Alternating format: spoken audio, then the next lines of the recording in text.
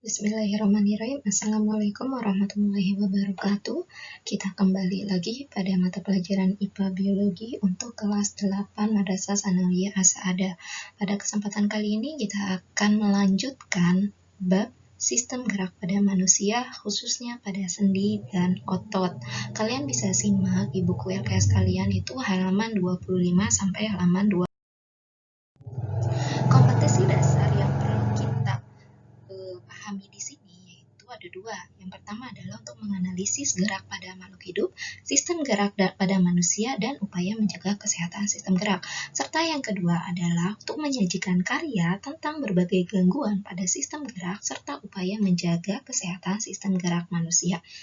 Tujuan pembelajarannya, siswa diharapkan setelah mempelajari materi ini itu dapat menjelaskan sistem gerak pada manusia, dapat menjelaskan gangguan pada sistem gerak manusia dan upaya mengatasinya, serta dapat melakukan percobaan tentang uji kekerasan tulang. Mari kita simak. Kali ini kita akan mempelajari tentang hubungan antar tulang atau artikulasi. Hubungan antar tulang disebut juga persendian atau sendi. Sendi memungkinkan adanya pergerakan. Sendi dibentuk pada tulang rawan di daerah sendi. Pada persendian terdapat cairan pelumas yang disebut cairan sinovial. Nah, tulang-tulang disatukan dengan jaringan ikat yang lentur dengan adanya sendi, sehingga terbentuklah rangka dan gerakan-gerakan tulang. Bisa kita lihat di sini ada beberapa komponen penunjang sendi. Yang pertama adalah ligamen. Ligamen itu adalah jaringan ikat yang menghubungkan tulang dengan tulang. Yang kedua adalah kapsul sendi. Kapsul sendi ini berupa lapisan serabut yang melapisi sendi dan menghubungkan dua tulang yang membentuk persendian. Yang ketiga yaitu cairan sinovial. Nah, cairan ini biasanya disebut sebagai cairan pelumas yang terdapat di ujung-ujung tulang ya, yang pada bagian kapsul sendi. Kemudian yang keempat adalah tulang rawan hialin. Ini adalah merupakan jaringan tulang rawan yang menutupi kedua ujung tulang yang membentuk persendian, sehingga ini berguna untuk menjaga persendian dari benturan keras.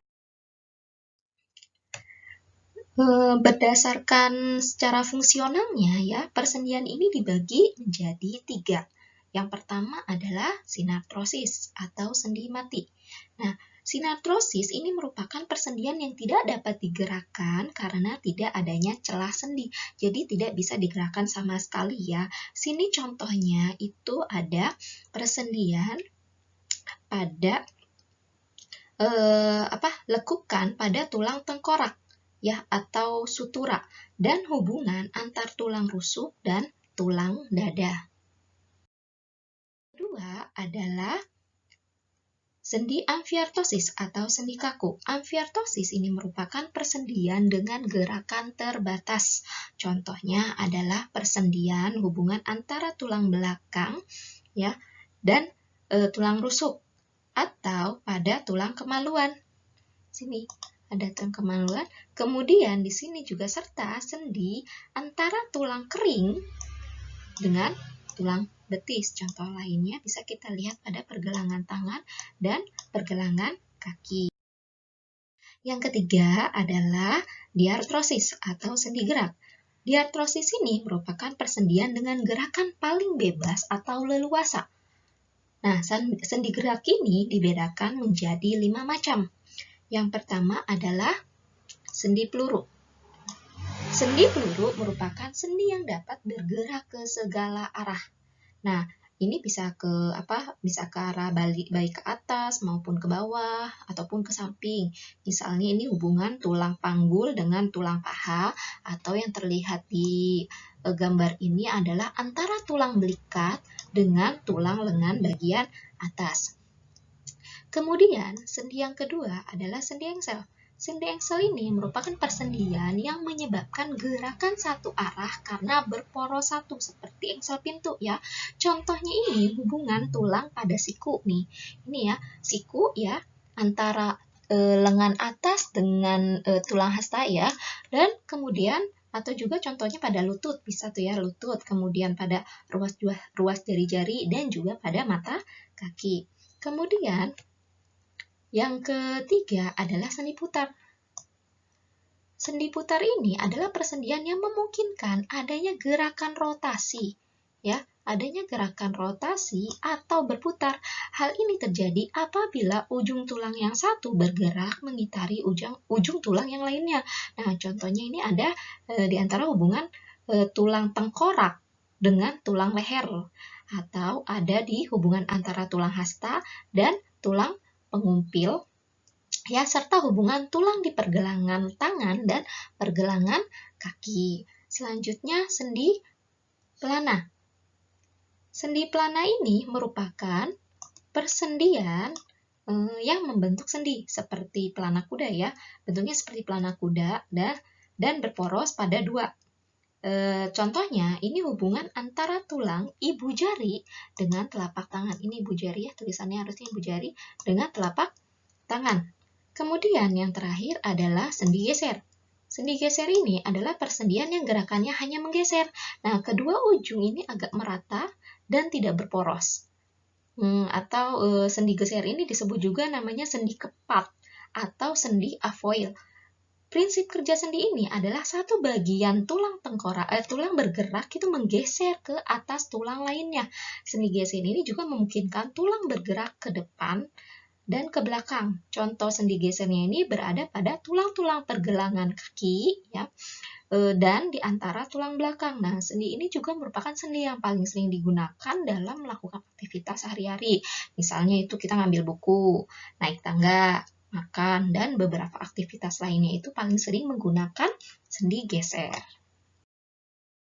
Selanjutnya, materi sendi sudah selesai. Nah, kita masuk ke bagian otot. Nah, seperti yang sudah kita ketahui bahwa otot ini merupakan alat gerak aktif yang kontraksinya dapat menggerakkan tulang sehingga muncullah gerak.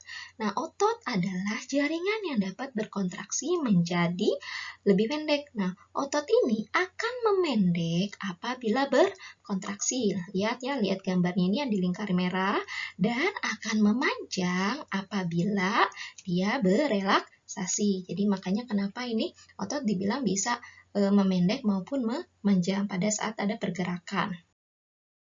Selanjutnya, proses kontraksi tadi ini mengakibatkan bagian-bagian tubuh bergerakan.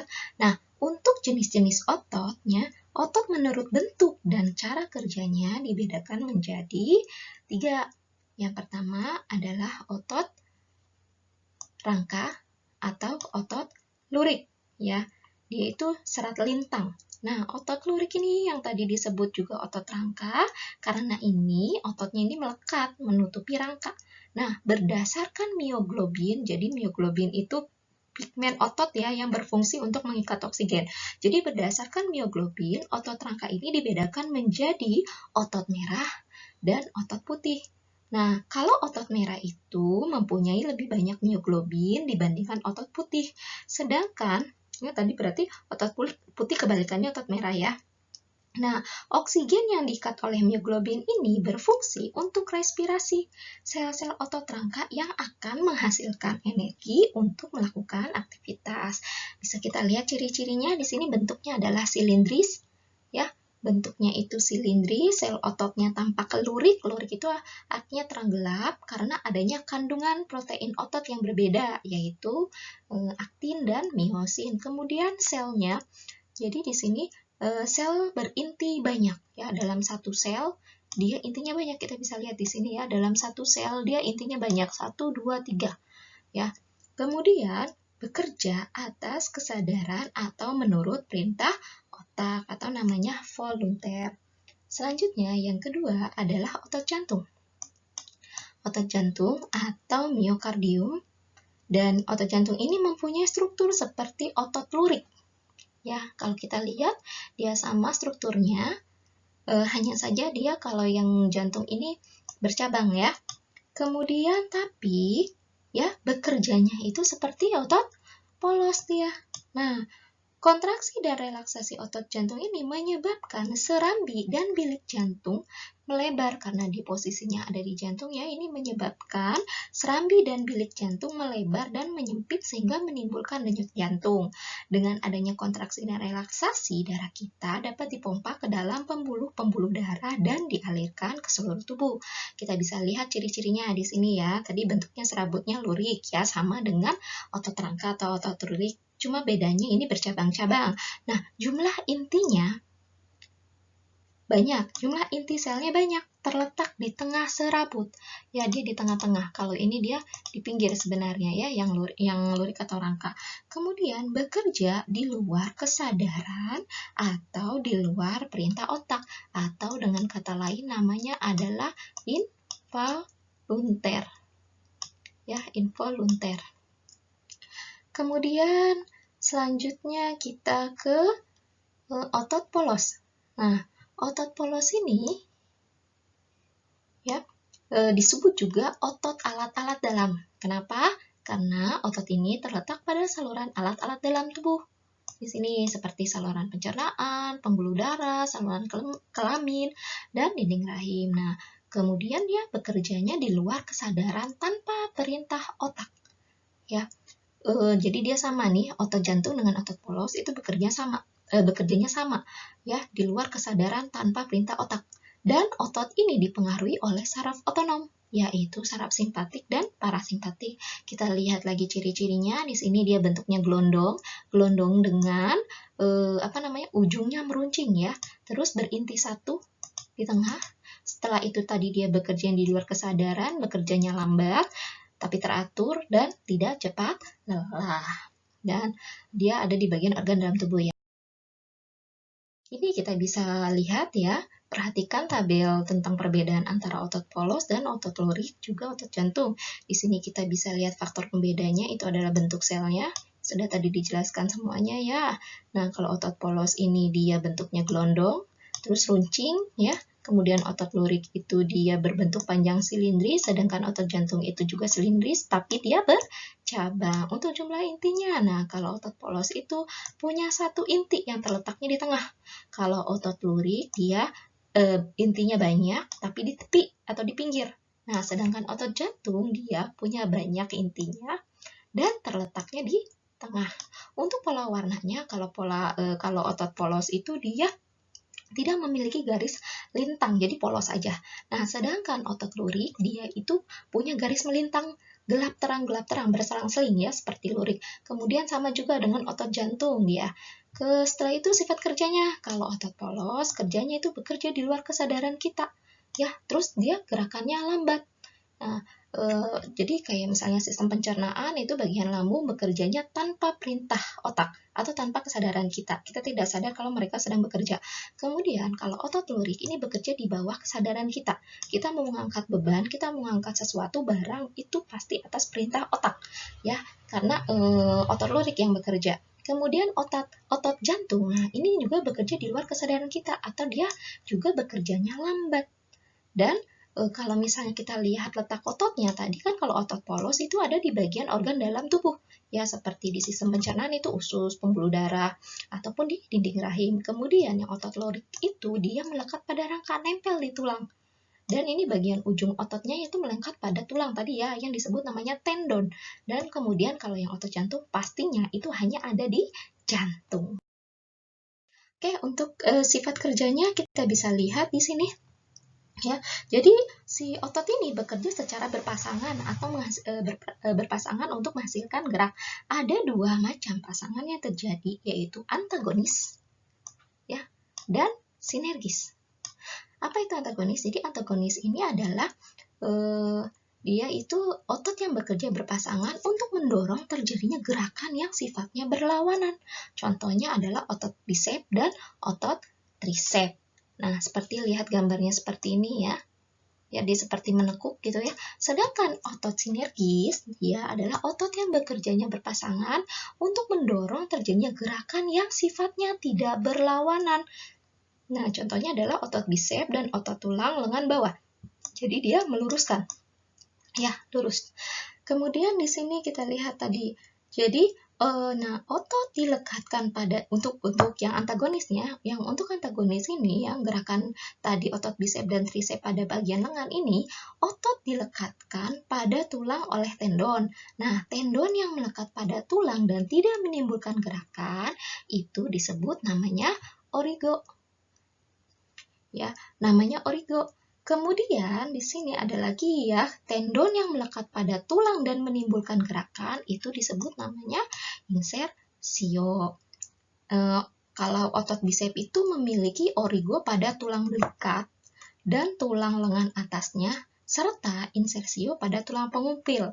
Sedangkan otot trisep memiliki dua origo pada tulang lengan atas dan insersio pada tulang hasta. Nah, jadi otot bisep sama otot trisep ini memiliki perbedaan ya origonya. Jika otot bisep berkontraksi, maka lengan bawah akan bergerak.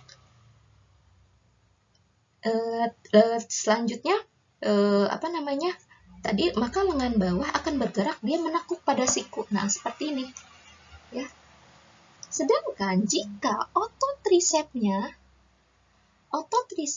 dia itu berkontraksi, maka lengan bawah akan bergerak lurus. Tuh. Ya. Oke. Berdasarkan arah geraknya, gerak antagonis ini ya tadi dapat dibedakan menjadi beberapa jenis berikut. Yang pertama adalah ekstensi fleksi. Kalau ekstensi itu gerak meluruskan ya, sedangkan fleksi itu adalah gerakan membengkokkan, menekuk gitu. Nah, ini seperti gambar ini contohnya ya. Ini membengkokkan, ini lurus, ya ini pada kaki, yang ini pada tangan. Nah, contohnya misalnya nih, saat kita berdiri, kaki dalam posisi lurus itu disebut namanya ekstensi. Sedangkan saat kita jongkok, ya, kaki dalam posisi menekuk itu atau membengkok itu disebut namanya fleksi. Yang kedua adalah abduksi dan aduksi. Nah, kalau abduksi, jadi dia hampir mirip ya. Ini pakai B, yang ini pakai D. Jadi abduksi dan aduksi di sini kita bisa lihat perbedaannya ya. Kalau abduksi adalah gerakan menjauhi badan. Kalian bisa lihat di sini ini gerakan menjauhi badan. Tangan kita ini menjauhi badan ya. Kemudian sedangkan aduksi adalah gerakan mendekati badan. Jadi ini gerakan tangan sejajar. Ya. Gerakannya lurus dia. Ya, sedangkan yang ini sejajar dengan tubuh.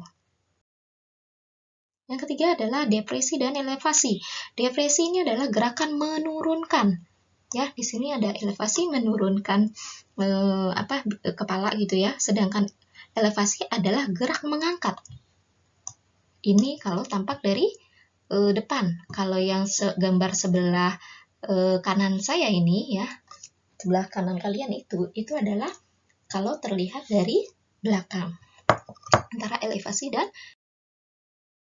kemudian ada keempatnya adalah supinasi, ya, supinasi dengan pronasi. Supinasi ini adalah gerakan menengadah tangan. Kalau kayak kita lagi mau berdoa gitu ya, atau minta-minta. Sedangkan pronasi adalah gerak menelungkupkan tangan. Kayak kita lagi sedang mau sujud gitu.